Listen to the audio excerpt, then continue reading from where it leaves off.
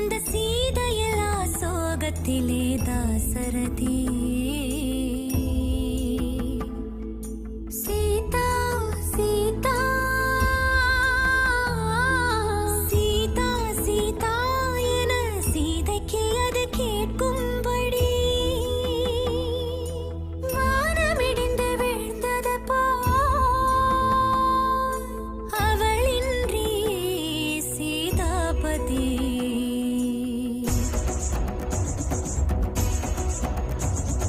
வானரராஜன் சுக்ரீவனுடன் ராமனை சேர்ந்தார் மாருதி.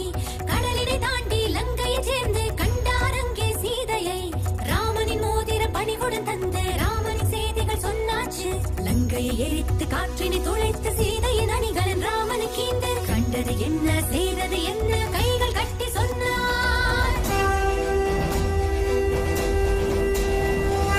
ஆயுர்வேதமுடன் வானர சேனைகள் கடலுக்கு பாலம் கட்டினார். ஆனவேகமதில் ராமபத்ரனும் ராவண தலையதை வீழ்த்தினார். அறுமுறை சேர்ந்திட குலவதி சீதையை தூரந்தவே இருக்கக் கூறினார். அந்த பாடுபட்டு சீதை சிறையை விட்டு அழைத்து வந்த ஸ்ரீராமன் நொந்து வாட ஜெகமெங்கும் காணவே விந்தை பரீட்சை விதித்ததே. எதற்கு இந்த பரீட்சை யாருக்கு இந்த பரீட்சை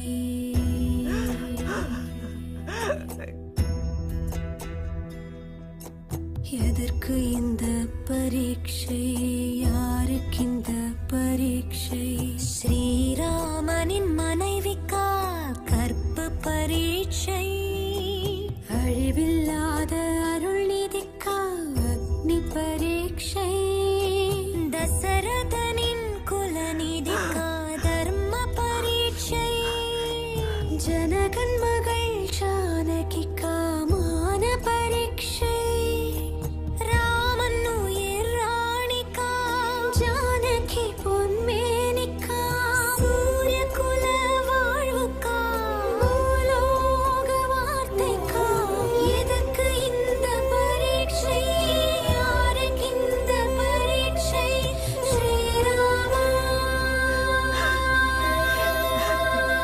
போதும், நிறுத்துங்கள் நிறுத்துங்கள்.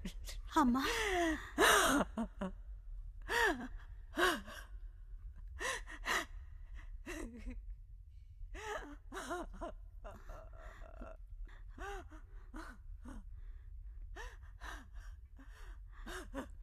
பாடுங்கள் பிள்ளைகளே.